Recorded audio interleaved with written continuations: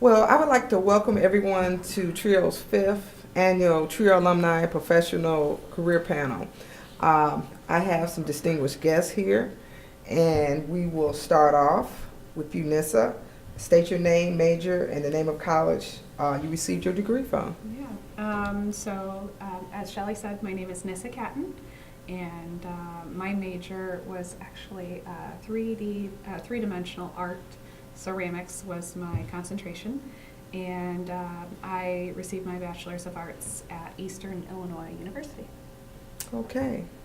My name is Daphyne Walker, and I went to Illinois State University. I have my undergraduate bachelor's degree in family and consumer science, and I have a master's of science in education and college student personnel and administration. Okay. My name is Peat Thomas.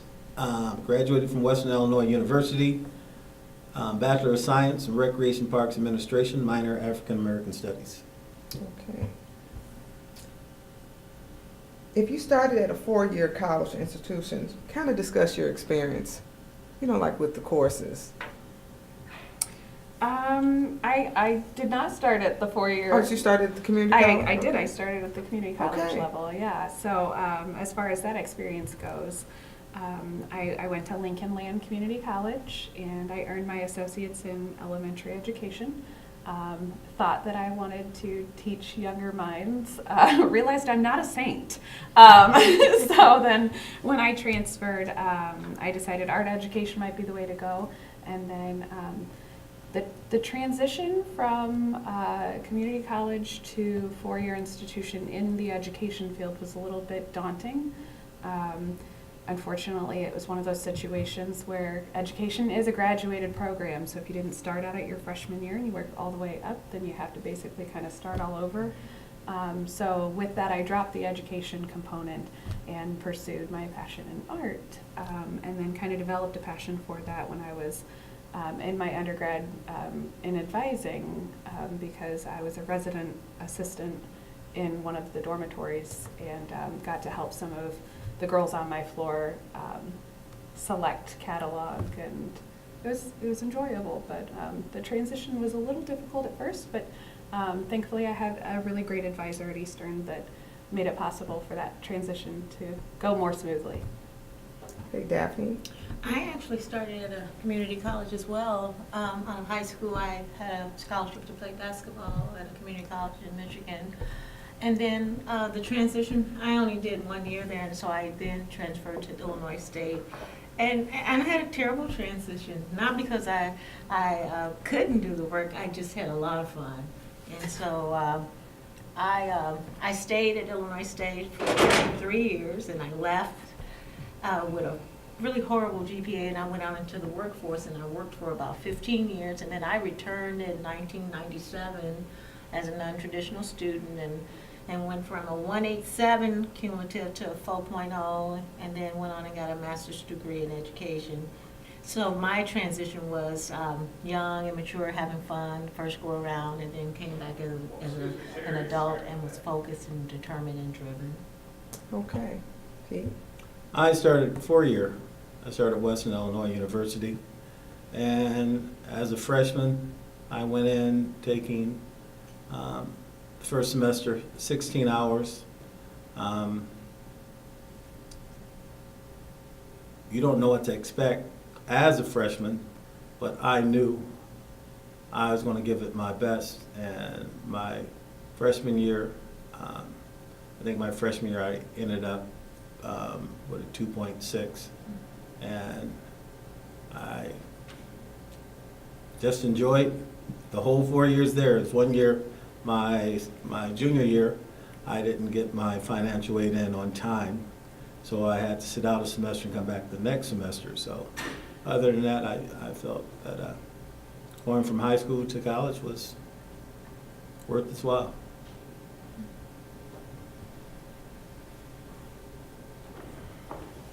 Okay.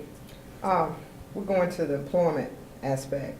List your current employer, job title, and discuss your job duties and experience in the workforce. So I currently work for Lincoln College's Accelerated Bridge to Education program. what we do is we offer hybrid accelerated bachelor's degrees to non-traditional students. Actually here in Peoria, and my current position is I'm our Peoria site coordinator. So my responsibilities are kind of just overseeing all of the workings of the Peoria location. Sometimes when I list my job requirements, people start to do the like, oh my gosh, wide-eyed. So what I do is I do all of our admissions recruiting for the Peoria location. I do all of our academic advising, so the students that I do recruit, I get to sit down with them and go over their plan of study.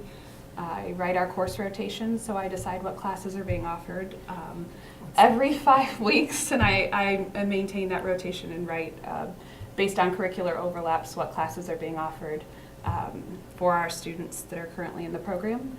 I maintain all of our business and organizational partnerships, host open houses, teach orientation, administer placement tests, course evaluations. Yeah, and the list goes on. So it's very busy, but I absolutely love what I do. My students are very dedicated. It's something you find with non-traditional students. They're working full-time, most of them, or they have families. And our program makes a bachelor's degree very accessible for them. The classes are 1 night a week, right here in Peoria. The rest is online, and every 5 weeks they move on to a new course. We accept financial aid. We offer scholarships, and if a student needs to step out for 5 weeks, they can, and they can step back in because we know life gets in the way, and we're making it possible for them. So. Okay, Daphyne. Well, I work at Illinois State University as an undergraduate academic advisor for the School of Kinesiology and Recreation. We have 1,000 undergraduate students in our major, and there's 2 advisors on hand, so I have approximately about 450 students that I advise. So in addition to my advising responsibilities, we work collaboratively with our school's director doing the enrollment management piece. We do the recruitment piece. We sit on the curriculum board with faculty to make sure that when they're developing new coursework that it's presented in a way that students can then graduate as planned.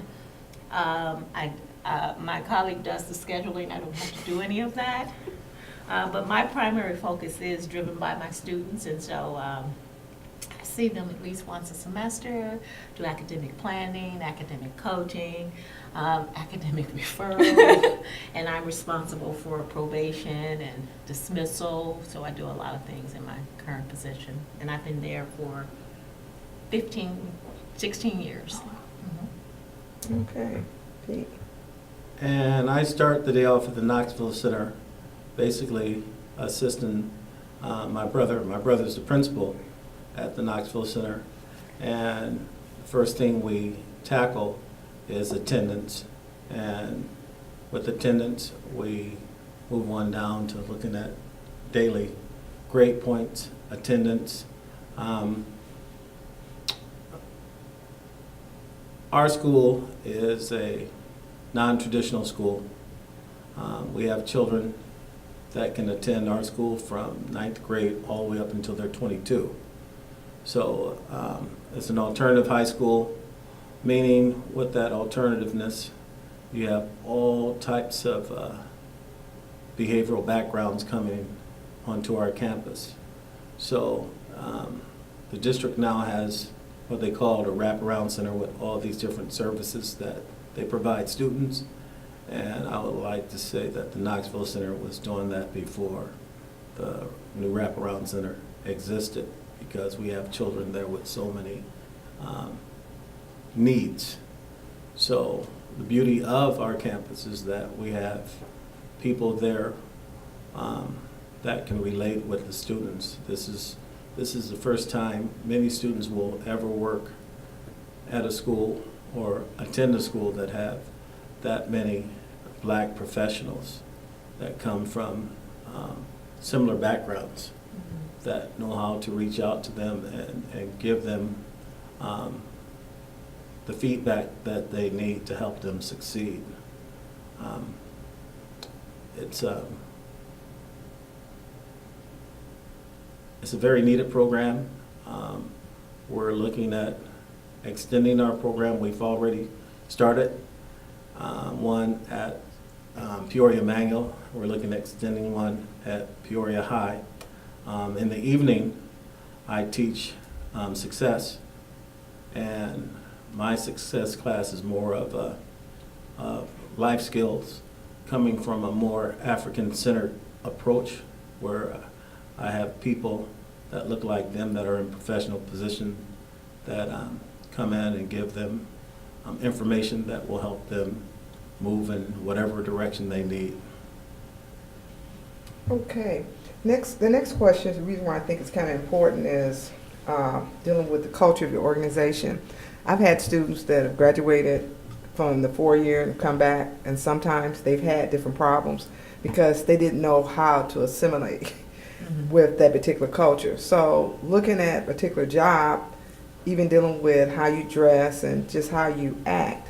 So, you know, the culture of your particular, but you're kind of in the field and not so much in the office, but you do have to communicate. I'm sure you have lots of meetings going back to the main campus. Yeah. So as far as culture within the student community, I think that from an institutional standpoint, the culture that we try to create within our students is a sense of community. I think that sometimes with non-traditional or adult students, they feel as if they can't get that experience because they are in a non-traditional setting, and that's extremely contrary to the way that our students interact with each other. In fact, I myself have taken a couple of our classes. I'm doing one tonight, actually, that starts this evening. But being able to sit in the classroom with them and hear them all talk about their family lives with each other and things that they do outside of the classroom environment, they're making friends, they're building relationships that will last them through the remainder of their educational career, which is fantastic that they get to know each other that well. And I think that flows directly into the sense of community that we build for our office professionals as well. The AIB program we're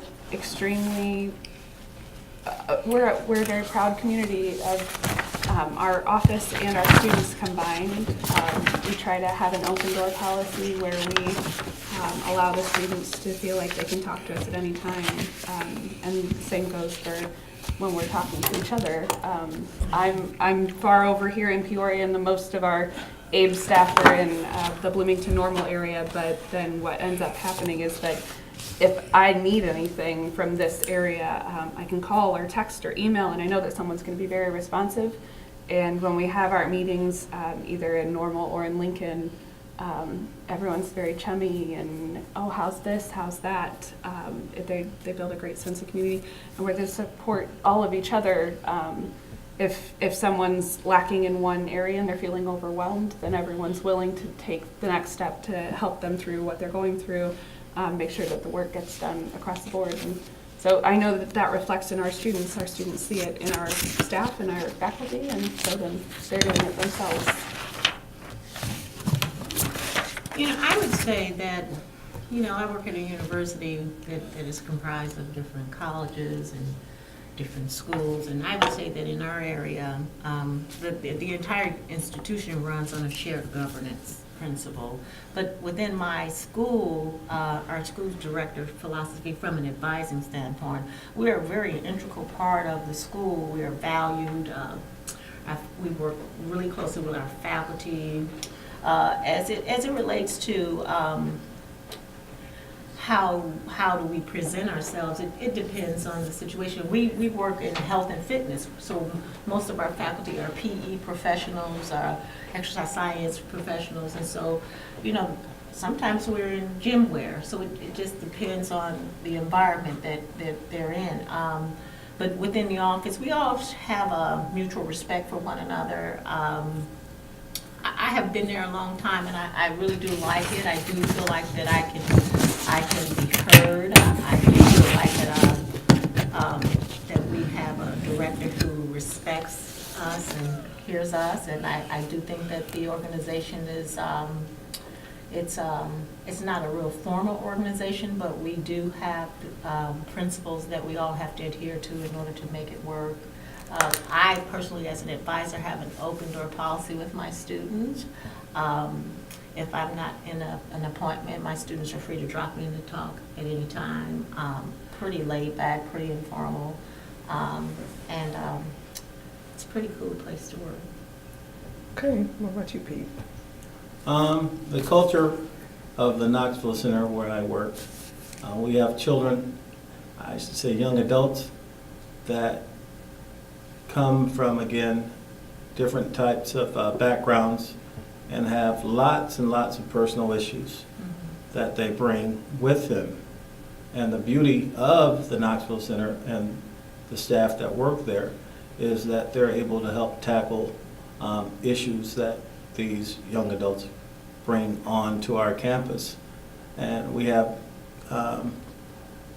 young adults from sexual identity to child care, teen pregnancy,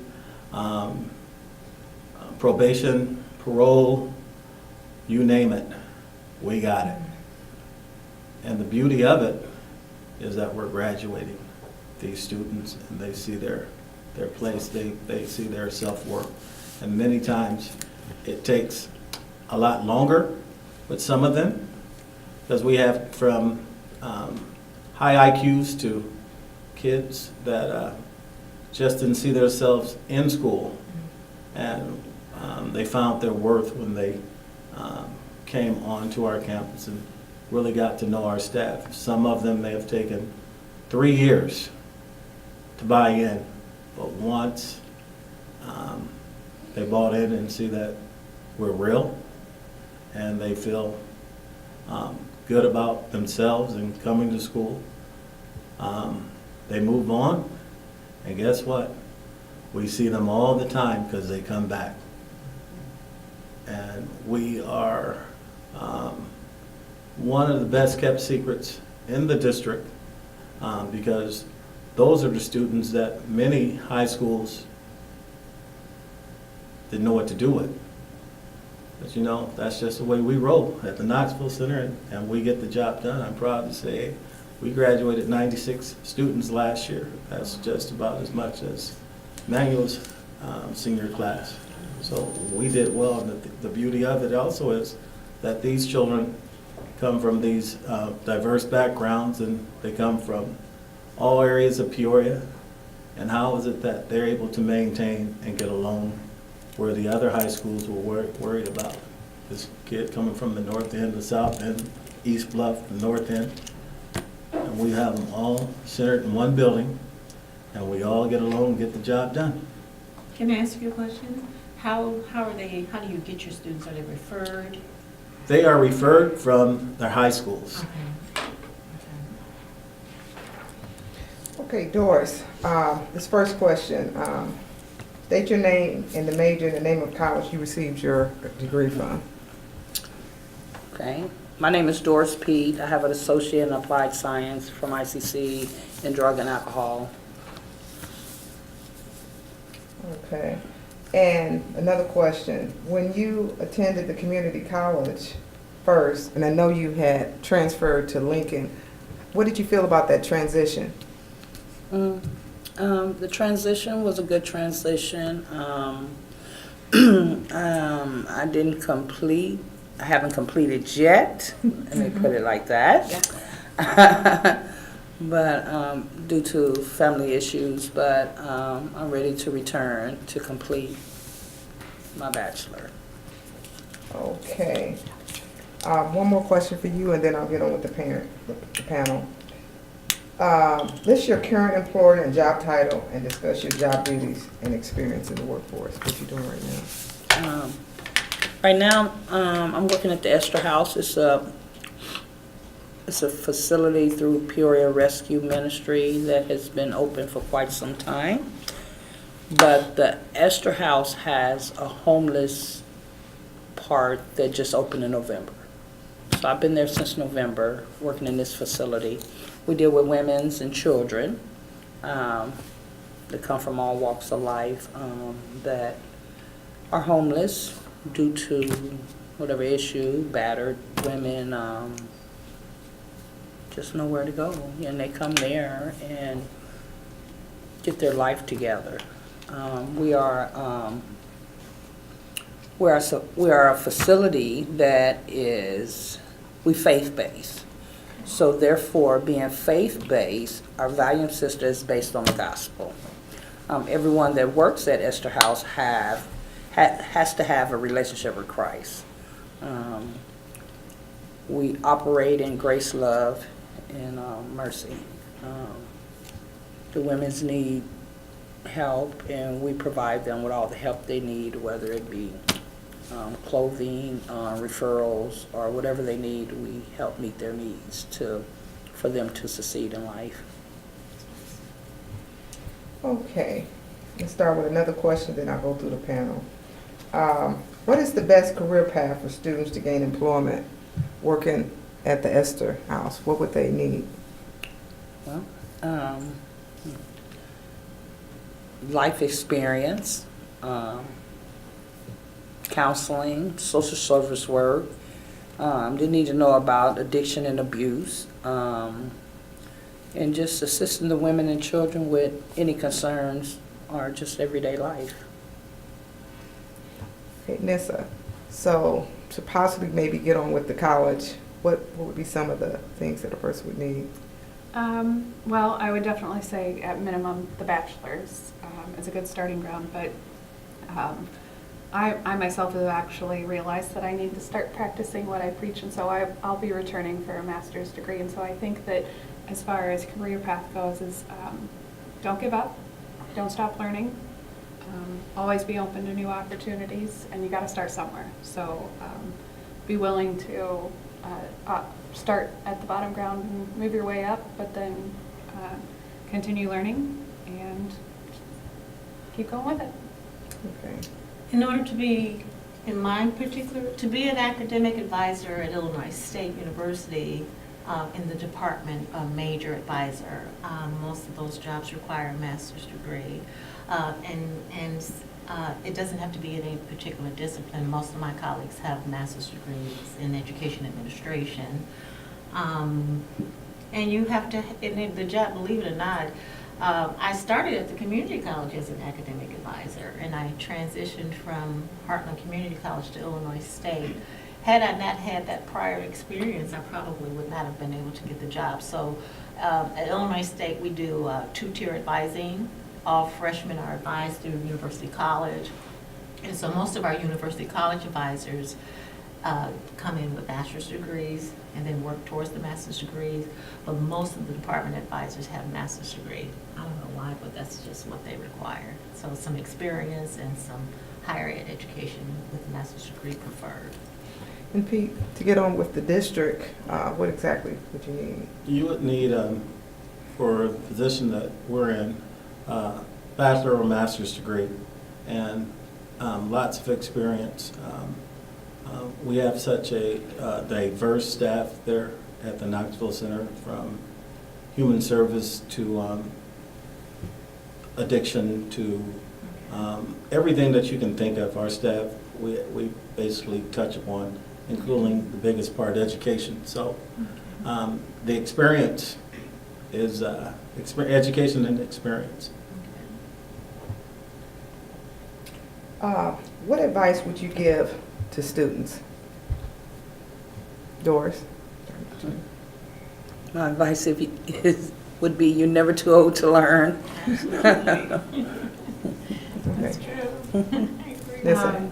My advice is very similar. A lot of our students will come in saying, oh, it's been forever, or I didn't do so well when I first started. And I have a student that when he came to me had just completed his associates. Prior to that, he completed his GED, and he said that he was kind of embarrassed about the idea of people knowing that he completed a GED. And I said, why?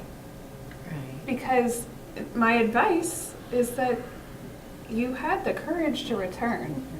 And so having the courage to move forward and earn something, to keep going, you should be proud of it. And so be proud and keep learning. What advice do I give students? since I primarily work with traditional students at Illinois State, you know, what I'm always emphasizing to students is it's really up to them to determine how well they're going to do in college, and that's going to take commitment and discipline and dedication. And I ask them to identify their why. Why are you here? And I'm just a firm believer that if students can identify their why, and then they can put forth the effort and put forth the discipline to do well, and they'll do well in college. But they do have to take full responsibility for that. Okay, Pete.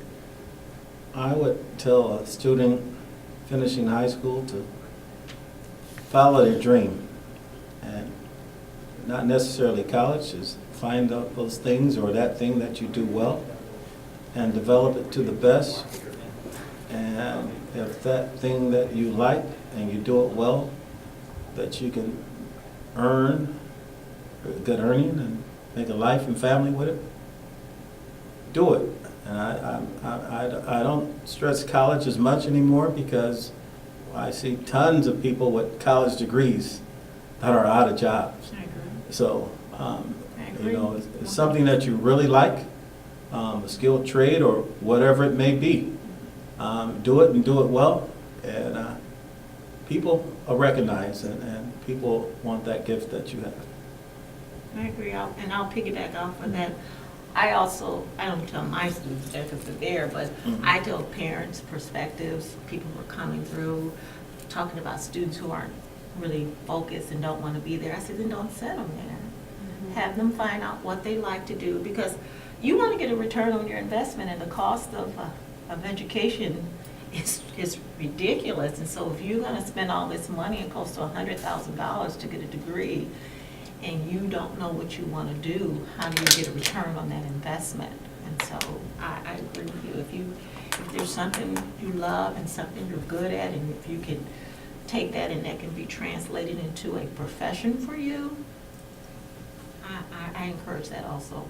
Well, and I think for some students it is that profession, but also with that, I have students come to me and say that they want a business degree and business degrees are fantastic, but if it's not the right thing for you, and just because you think that it sounds right, if that's not what you're passionate about, I always tell students that unless you're in a very specific field, no one's going to care what your degree's in. Like I said, mine's in art, and the fact that you can complete the degree or the certificate or the training that you need to get you where you are, if you're passionate about it, that's what's important. And an employer is going to see that you are willing to apply yourself, pursue your passion, and so you're willing to learn, and they can train you the way that they want. So yes, if business is your thing and you love math and you want to continue down that avenue, then absolutely, but there are other opportunities and other degrees that are out there for you that you could be much more passionate about. And just because it doesn't sound like what's good for someone else doesn't mean it's not right for you. That's true. Anyone else has anything else they want to say before we close out? You say, what's the most rewarding aspect of our job? Yes. I'm sorry, yeah. I like that one. Okay. I like seeing my students when the light comes on, or at graduation when they're so excited and they made it, especially those students who struggled, right? And for me, I get to affect the lives of every year I get new kids coming before me, and when they succeed and they graduate and their parents are ecstatic, it's the most rewarding piece of my job, the students. I mean, there's so many. That's why I continued working in education. I started working at actually the preschool level, and then I worked my way into working at a high school, and so now, of course, education's followed me all the way through.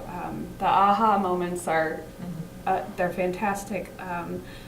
At the commencement ceremony, getting that hug after they cross the stage, that's one of those big things. But I think for me the biggest reward is knowing that my students have enjoyed the program as much as they have when they tell a friend, when they talk to coworkers, when they share their experiences about the program with other people, then knowing that they enjoyed it so much that they wanted other people to know about it. And so then having someone that's a potential student come to me and say, I heard from so-and-so and they went through the program, they told me about you, they said you could help. And that for me comes back in full force, and it's the most rewarding thing about my job.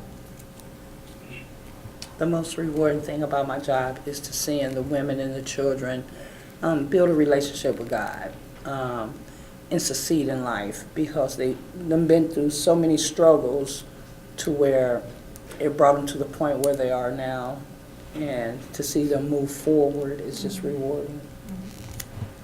Pete, do you have anything to And I say? would say most rewarding is when you see that student shares with you that they start to love the person in the mirror, Mm. and they start to get it. That's awesome. Do you have any questions for the panel? Okay. Well, I would like to thank everyone for taking out time to be with us today. And the TRIO program would like to just say thank you. Thanks for having me. Thank you.